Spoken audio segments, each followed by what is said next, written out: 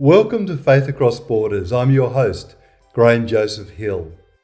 Faith Across Borders is a podcast that is catalysing innovative Christian faith through global conversations and local initiatives. Each week we bring you insightful conversations with experts, leaders and visionaries around the world who bring new perspectives in growing your faith in your spiritual journey. Today's special guest is Grace Ji-Sung Kim, a Korean-American theologian and professor of theology at Earlham School of Religion. Dr. Kim is the author of over 20 books and an internationally sought-after conference speaker and public theologian. For sponsorship inquiries, please email faithacrossborders@gmail.com. Please stay tuned.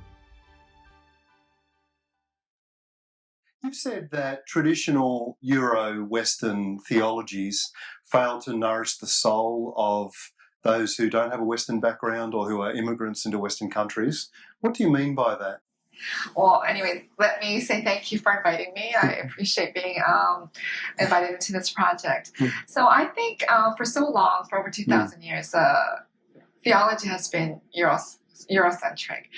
And because it's Eurocentric, it's not listening to the voices from the other parts of the world. So the global South, from Asia, South America, Africa. And I think it's way overdue that we listen to those voices. I think theology should not be so narrow in perspective. It has been so patriarchal in the past. So I think we need to hear women's voices. And once we allow the different voices to come in, it really enriches the theology. So I think it's important that we kind of have this global perspective, have women's voices and people from all over the world join in so that we can understand God. You know, God is this infinite being, and as finite beings, we can't say we understand God fully. So we try to hear as many voices and many perspectives as possible to help us kind of understand God better. Where do you see some creative examples of people exploring theology which is alternate to the typical Euro-Western theological stream? Well, I think for women around the world. So feminist theologians were really focusing a lot on women's experiences. And we know women's experiences are quite different from men's experience. So I think those are helping us understand theology better. And when I look at my own Asian tradition, I use Asian terms. So it's not just me. Many Asian-American theologians are using the terms like Han, H-A-N, and also Chi, C-H-I, to kind of give new words, help us kind of expand our theological mind so that we can talk about God as deeply, as creatively that we can as possible. How do you think that colonialism and similar types of themes have shaped the way that Westerners do theology and relate to others? Okay.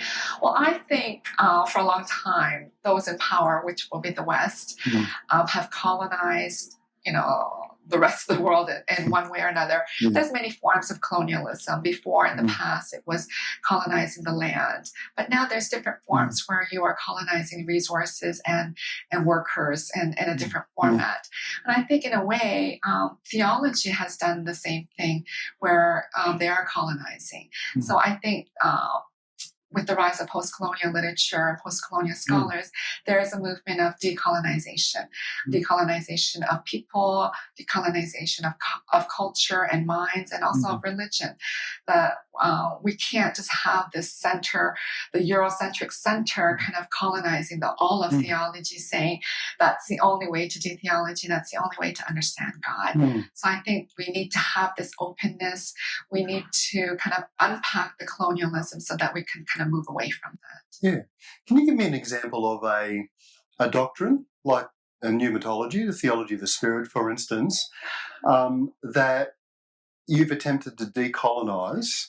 And the reason I ask that question is because not everyone will be familiar necessarily with the phrase colonization or decolonization, and something of an example of how that might be done would be helpful.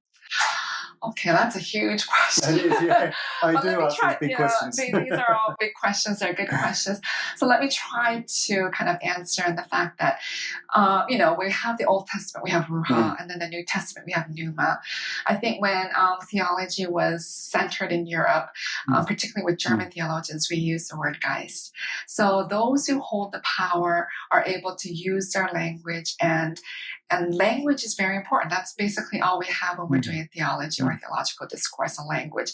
So it really forms our thoughts, our minds. So when in Ruha in the Old Testament, out of about 580 occurrences, only a few, maybe 33 occurrences, are associated with God. In the New Testament, we see more of this pneuma being associated with holy. And I think as Christians, once we put the word holy in front of any word, either Holy Church or Holy Bible or Holy Spirit, it becomes a totally different thing. In the sense that, the Spirit is how I see this Holy Spirit. It's a very global spirit. The Spirit of God moves in all cultures.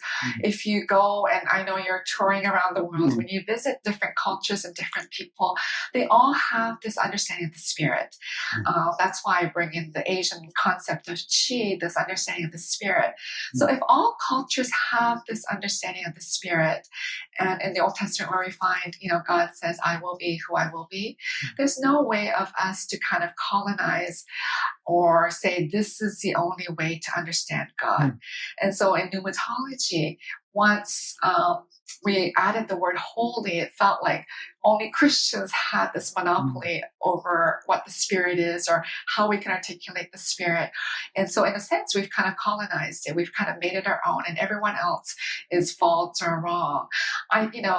There is open for criticism here, but I think we really need to understand this Spirit that can't be kind of put in a box, the Spirit that moves, and God touches all people in different ways. God speaks to people in different ways. So I think we have to kind of have this kind of global perspective of the Spirit where it is found in all cultures and religions.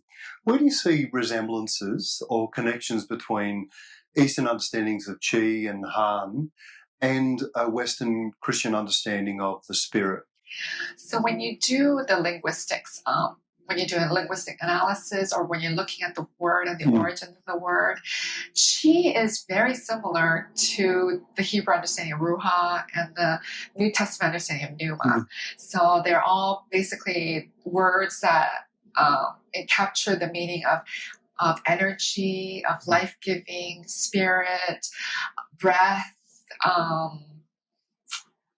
of God. So it embodies all of what Ruha and Pneuma does.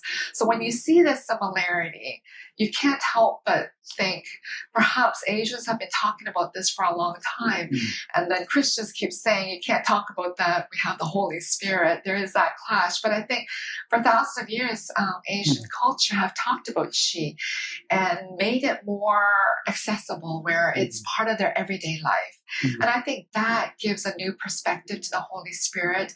When Jesus left, Jesus said, I will send you the Comforter, the Counselor, the Spirit.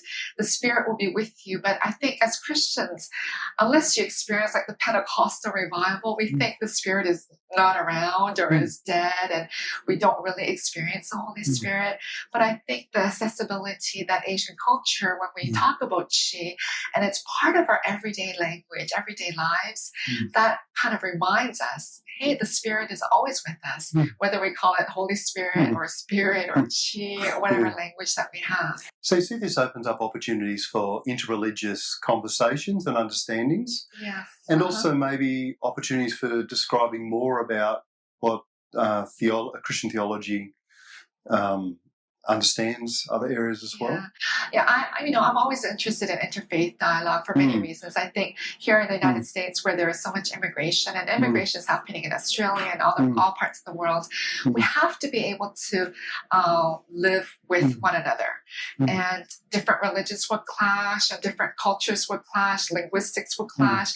But I think if we are to live out God's commandment to love one another, it's not just to love those who are similar to us or look like us or just believe what Christians believe, we are to love everybody. So I think it really opens up the door for interreligious dialogue.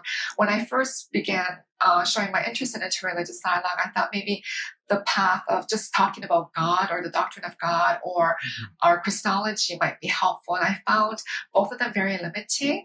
But I think spirit, because spirit is found in all these cultures and religions, and people are readily more open to talking about the spirit, I think it's a great gateway or a door to talk about interfaith dialogue so that we can really start understanding one another. We're always living in relationships. So I think it's very important that we build relationships rather than being afraid of one another or destroying the relationships. In the Grace of Sophia, you talk about the suffering, I think, of Korean American women in patriarchal societies, both Confucian and in Christian families. I don't think it's unique to Korean American context, of course. How do you see patriarchy working in the church today? How is it expressed in ways that are damaging and destructive? Oh, I think it's expressed in so many ways. And it also depends which denomination you're in. But even the progressive denominations, it's expressed through language where the church is a little slower to adopt more inclusive language. Is God really some white man with a beard sitting in the throne somewhere? If God is spirit, how can we put a gender to God? So the language is still there. I think we also withhold women's leadership in the church. So we still have denominations that won't ordain women into the as teaching elder or as pastors. We don't do that. So and then we have those denominations that do, but even in those denominations, there's always patriarchy exists, and it's kind of so embedded that people just don't think it's still alive, but it really is, and it's a big struggle for many women in many, many ways. How do we start to deal with some of that in the life of the church today? Well, as I said earlier, language is very important. Language determines our thoughts and how we perceive the world. So I think one of the steps is using inclusive language, being open to different languages, understanding that, God loves both men and women, created both men and women. Jesus had women leaders with him. It was a woman who first went to visit the empty tomb. There are all these signs of how women have been at the beginning of the church, the growth of the church. So we need to allow women leadership. And I think that will help both the men and the women in the church. If we get rid of women's leadership right now, I don't know how it is in Australia, but in the United States, there's more women in the church, more women membership than men. So we can't deter the women. They're going to find some other ways to express spirituality or religion. So we have to embrace what women have to offer, and we have different gifts than men. And hopefully that way we can start dismantling patriarchy. Sexism within the church. Well, the church in the West is rapidly changing, just as Western cultures are, becoming much more multicultural. How do Westerners and Western Christians racialise and minoritise immigrants today in ways that are unhelpful for the church? Yeah, well, so the problem is it's not just patriarchy that we're fighting in the church. We're also fighting racism. We're racialized because racism is kind of systemically in our culture, in our society. In the United States, it's illegal. Racism is illegal. But people still are racist, and people are getting away with racism. So it's so embedded in our culture. We had certain laws set in the United States that prevented people of Asia to come in. So they were these Chinese head tax laws. So those are now taken away. So they're, racism is illegal, but it's still embedded in our culture, and it's also within our church. It's very, very difficult. People are always afraid of those who are not like them. It's no different from the biblical times where people were afraid of the foreigners. We have the Ezra and Nehemiah passages where, the foreign women are cast away, and in times of Jesus where people were afraid of, the Samaritans. And so, this being afraid kind of leads to racism. And I think, Jesus came and Jesus embraced the Samaritan woman, and Jesus loved all people, and I think we need to do likewise. So I think the church has to fight patriarchy and racism. How do you think the concepts of hybridity and a hyphenated reality begin to solve some of these issues? People don't call me American. I'm not American citizen, but I'm Canadian citizen. But even in Canada, I'm never kind of thought of as Canadian. You're always Asian Canadian. So this kind of hyphenated reality where you're not fully Canadian and then you're not fully Asian or Korean in my case. So we kind of live in this kind of in-between space. And that's what hybridity is talking about, this in-between space, this mixing of two realities to make a new reality. I think the concept of hybridity and in-between space is a very liberative concept within theology. I think when we even look at Jesus, he's a hybrid in a sense. And I think once we are able to bring in different concepts or cultures or theological understandings from those who live in between spaces, it really enriches how we understand God, how we can be engaged in theological discourse. How do you think it might affect things in the life of the church, like worship and prayer? Yeah. Some of those practical things that happen on a Sunday in, Sunday out basis. Oh, I think it'll probably liven up the church. I think if we can bring in African American traditions, to the church, particularly churches that just want to just be a spectator during worship, I think it would liven it up. I think we need to kind of use and blend and let hybridity kind of live out in the church. There's so much interesting things from different cultures that we can use to liven up worship, to help in our Bible studies. Even when we're studying the Bible, it's very important to have a Latin American perspective. For example, the story where the robber, what's the story? The Good Samaritan. The Good Samaritan story. Latin American people will look at that very differently, and they are the ones that are victimized. While as in North America, we try to figure out, are we the first passerby, the second one, or the third one? We try to do that. But in places from the South, they look at it from a different perspective. So I think the hybridity needs to come into play. I think when we can read the Bible or worship God from multiple perspectives and multiple cultures, it just helps us to become better people. It helps us to welcome those who are different, helps us to live out the gospel message. You've written a bit about spirituality as well, and cultivating spirituality that helps to address some of the isms that we've addressed, as well as things like global warming and so forth. Do you have any thoughts about the qualities or characteristics of a spirituality that is up to such a big task today? Yeah, there are so many isms, and I'm glad that you also brought in the climate change that's happening. I think, why I'm always driven to pneumatology or the understanding of the spirit is because it crosses over to different cultures, it crosses over into different religions. And when we're going to fight these isms, whether it be classism, sexism, patriarchy, or what we're doing with the earth, with global warming and climate change, it can't just be, let us little Christians just handle this problem. This is a global problem. Patriarchy is a global problem. Racism is not just here; it's all over the world. So, and this climate justice that we really need to work on, it's a global problem that we're working on. So in that perspective, we need everybody, every person on this earth to kind of come together and decide that we are going to work and fight this. So we need people of all faith and all spiritual upbringing, that we need to kind of come together to fight it. It just can't be, and Christians aren't doing the best thing either, especially with global warming. We're not the best at this. Other religions are doing it a little bit better. So I think we need to learn together and join forces to help. Sometimes we don't connect the relationship between something like environmental destruction or global warming with racism and sexism, but you say they are connected. Mhm. I think it's connected. When we look at global warming, it's the rich white countries right now that are producing a lot of the damage to the earth. And we are able to do this and get away with it in many cases. And in that way, it's the poor, the racialized, ethnic people in the global south and in Asia that are suffering. So there is this environmental racism that's happening that we need to be aware of.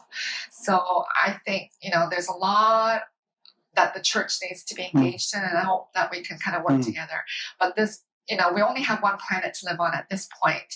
And, we keep talking about Earth as a Mother Earth. And in that way, in one way it's good. And another way is we always have dominated women. We have either molested women or raped women.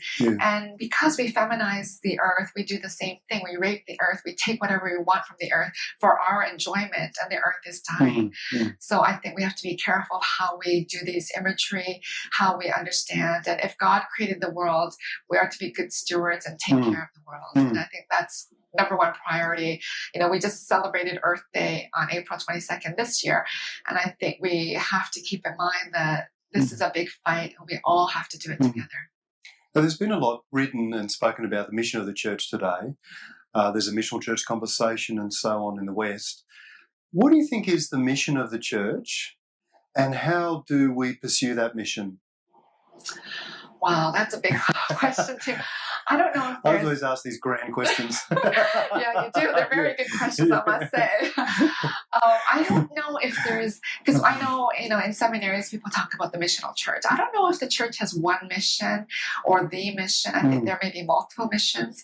But I think of something very important, I think, this day and age that will tackle the patriarchy and the sexism and the racism is, I think the mission of the church is to love.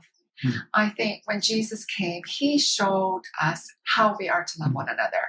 He was with the poor. He was with the marginalized. He was with the woman. He was with the leper. And these are all people that the dominant people are afraid of. There's a stigma. But Jesus kind of showed that that's how you build the reign of God here on earth. And I think that should be one of the priorities, that how are we to love? And I think if we can really love those who are different from us, I think as human beings, we're all relational people. We can't live by ourselves. We're not on an island by ourselves. As relational people, how are we going to love? And I think that has to be a great mission. And once we know how to love, that will break down the patriarchy and the racism and the climate change that's happening, because we will take care of one another and the earth. God's creation is not just human beings, it's everything, the animals and the earth. So I think it's how do we love? Now, what do you think is most misunderstood about your proposals and your writings? I don't know about the most misunderstood. I think people get a little afraid when you throw in the word hybridity or syncretism. The church, even when we look at the Hebrew literature, there's a lot of syncretism already happening. Hybridity was occurring. Even with the white European Christian theology, paganism was involved. All this hybridity, all this mixing have been occurring, but nobody really challenges it until maybe an Asian-American woman or an African-American woman, someone else from the outside challenges. Then it becomes, oh no, we never did it. So I think that might be one of the criticisms. People get afraid that I'm introducing something new when it's not really new. It's what the church has been, and we just need to hear it and label it and move forward how we are going to engage in this world in a loving way. Do you have anything else you want to say to us today? I think, if we can love, I think that will solve so many of the problems. Love the way that God has shown us. We ridicule people all the time. We ridicule those different sexuality, different race, ethnicity, different class. And when we think about Jesus' own life, he was ridiculed in many ways. They were saying, how can anything good come from Nazareth? Oh, he was born of Mary and Joseph. And when he was on the cross, people, they put the crown of thorns, put the robe, and they were laughing at him. People were mocking him. But I think we have to sit back and we can't ridicule people. I think we have to embrace those who are different. That's my new book coming out is Embracing the Other, and I think that is an important task for us. So thank you for your important work. I think this is a wonderful project, and I hope it will reach out to many, that people will begin to love. And those who haven't, more power to them. Thank you for joining us. Well, thank you for having me. Thank you for joining us on today's episode of Faith Across Borders. If you want to stay connected with us and receive updates on future episodes, be sure to subscribe to our podcast on Apple Music and Spotify. You can also follow us on social media at Faith Across Borders to join the conversation and share your thoughts. Stay tuned for more engaging discussions and enlightening episodes.